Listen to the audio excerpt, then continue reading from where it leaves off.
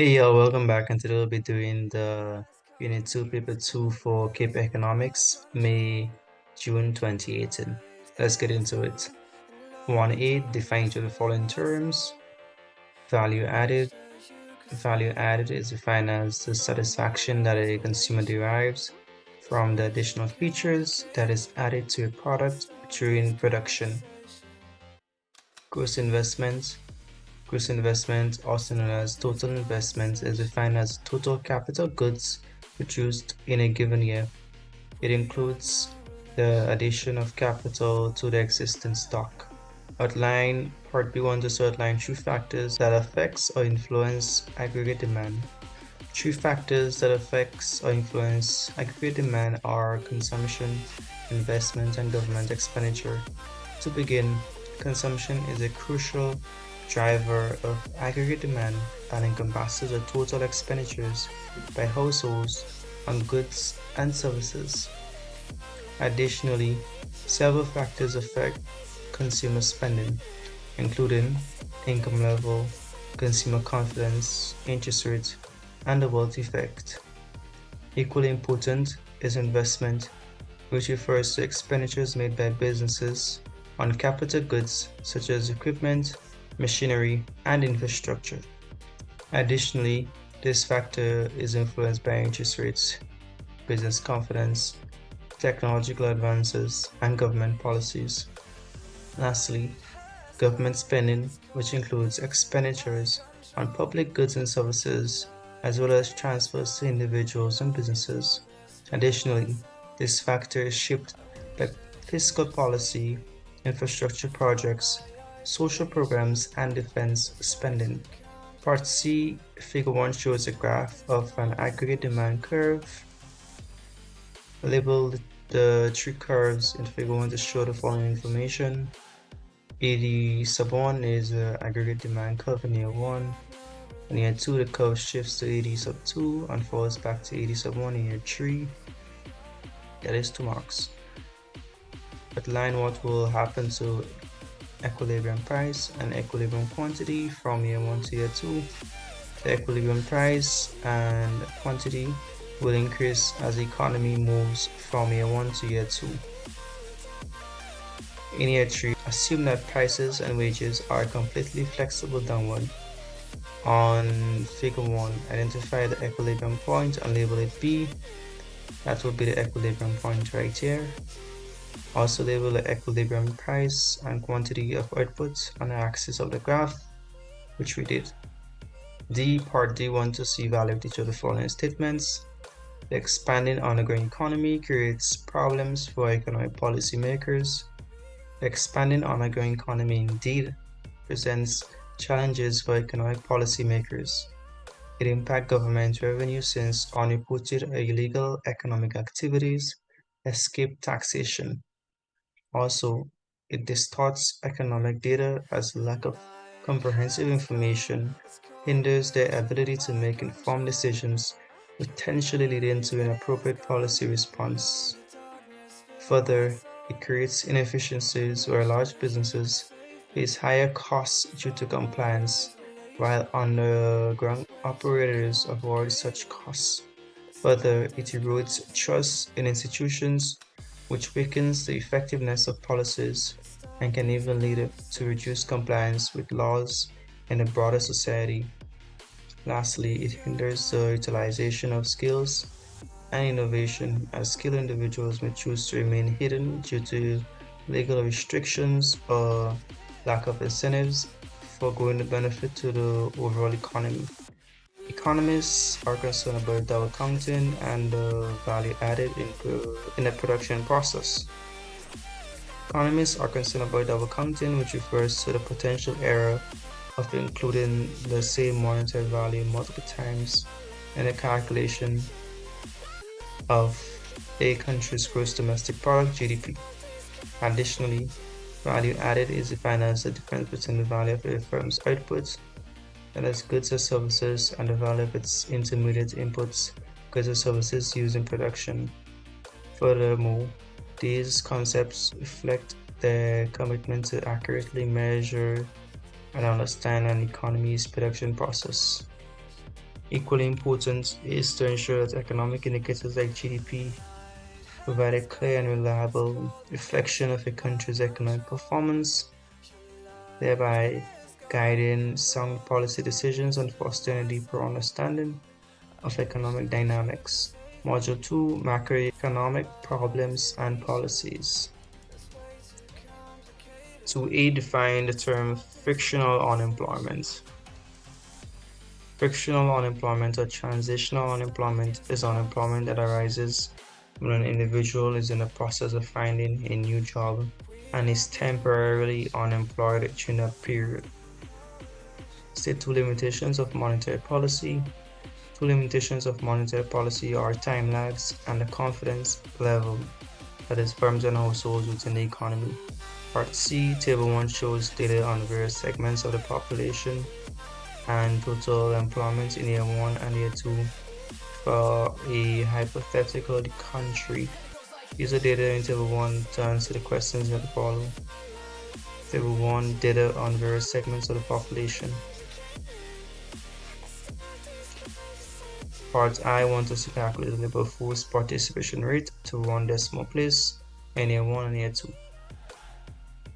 The labor force participation rate is calculated by dividing the labor force, which includes the employed population and those actively seeking work, by the total working age population and then multiplying by 100 to express as a percentage.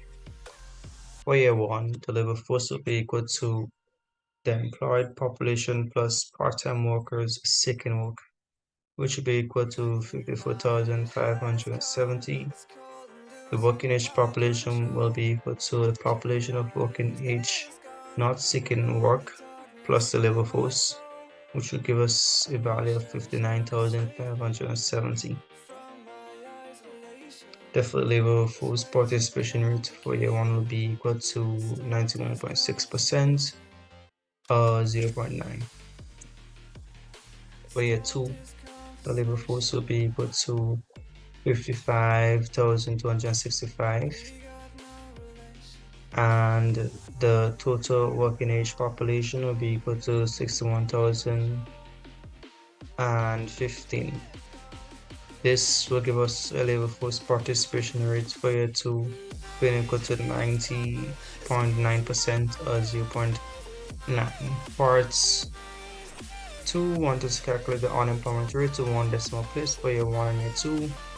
The unemployment rate is calculated by dividing the number of unemployed individuals by the labor force and then multiplying by 100 to express as a percentage. For year 1, the unemployment rate will be equal to 6.1% or 0.1. For year 2, it's going to be 6.95 or 0.1 as well. Discuss how it is possible that the number of persons employed increase yet the unemployment rate also increase rather than decrease. If the labor force participation rate increases, it means that more people are entering the labor force, including those who were previously not seeking work. This could happen due to factors such as people entering the labor force due to improved job prospects or a change in personal circumstances. Therefore, even if the number of persons employed increased, a significant increase in the labor force participation rate might lead to a large number of people entering the labor force and actively seeking employment.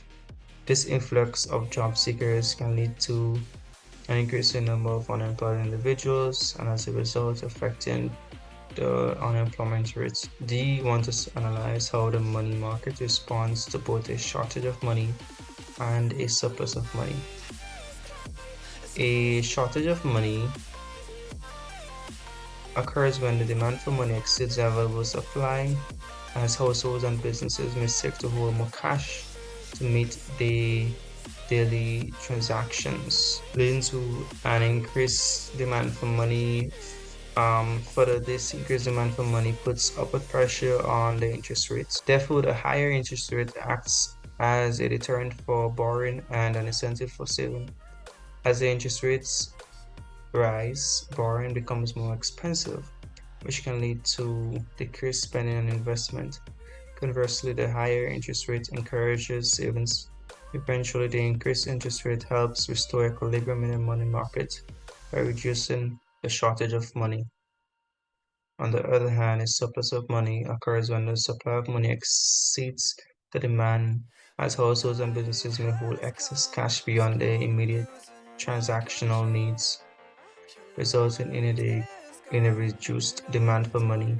Moreover, the surplus of money puts downward pressure on interest rates. As a result, the lower interest rate encourages borrowing and spending.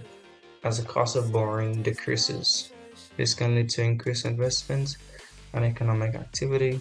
Additionally, lower interest rates discourage savings as the returns on savings diminish. Eventually, the decrease in interest rate helps restore equilibrium in the money market by reducing the surplus of money. Module 3, Growth, Sustainable Development, and Global Relations. State two reasons why nations trade. Two reasons why nations trade are because the world's resources are not evenly distributed and also to take advantage of their comparative advantage. Outline one major component of the current account in the balance of payments, BOP. One major component of the current account in the balance of payments, BOP, is a merchandise balance, a balance of trade. In this balance, all visible goods in terms of exports and imports are recorded in this section. Additionally, it is a fundamental indicator of a country's competitiveness and its ability to generate revenue through exports while managing its import needs. Explain how the official reserves account is used in the balance of payments. The official reserves account in the balance of payments reflect a country's holding of foreign exchange reserves, which are used to stabilize currency exchange rates, facilitate international transactions, manage balance of payments pressures, and ensure financial stability. The account showcases how a country manages its external financial position and responds to economic challenges in a global context. Explain the effect of import tariff on each of the following, that is part C, consumers from importing country. They end up paying more for imported products, which include everyday items such as electronics, clothing, and food. This reduces consumers' purchasing power and can lead to a decrease in their real income. Additionally, this creates inflationary pressures and causes them to lose confidence in the country's currency and its ability to perform the medium of exchange function effectively. Producers from the importing country. Assuming that the country is a net importer, the producers from the importing country would potentially lose their markets both domestically and abroad to foreign firms as the cost of production increases from the imported tariff, which effectively increases the price of imported raw materials and other resources, for example, labor. D. Analyze three consequences of a balance of payment disequilibrium. A balance of payments disequilibrium, specifically a persistent current account deficit, can lead to a reduction in a country's foreign exchange reserves. A persistent deficit reflects that a country is spending more on imports than it is earning from exports. This can lead to a decrease in demand for the country's currency, resulting in its depreciation. As the currency depreciates, the central bank may intervene using its foreign reserves to stabilize the exchange rate, depleting reserves further. Furthermore, depleted foreign reserves can leave a country vulnerable to external shocks, such as sudden capital outflows or economic crisis. Additionally, in extreme cases, the country might face difficulties in meeting international payments obligations, leading to potential defaults and financial instability. Secondly, a balance of payments disequilibrium can contribute to inflationary pressures within an economy since currency depreciation resulting from a persistent current account deficit can raise the cost of imports. This cost is passed on to consumers in the form of higher prices, for imported goods and raw materials, contributing to input-driven inflation. Moreover, if a trade deficit leads to increased domestic demand for imported goods, it can put pressure on domestic supply, potentially leading to demand pull inflation. This occurs when excessive demand exceeds the economy's productive capacity, driving up prices. Lastly, balance of payments disequilibrium can strain a government's fiscal position and lead to fiscal indiscipline. To finance trade deficits, governments might resort to borrowing from abroad. This accumulation, I should say, of external debt can lead to higher interest payments and debt servicing costs, diverting resources from essential public expenditures and contribute to fiscal deficits.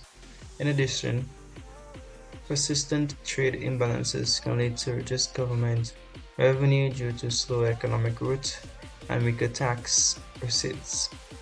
Also, government might face challenges in maintaining a balanced budget, potentially resulting to borrowing or printing money to finance expenditures, exacerbating fiscal indiscipline.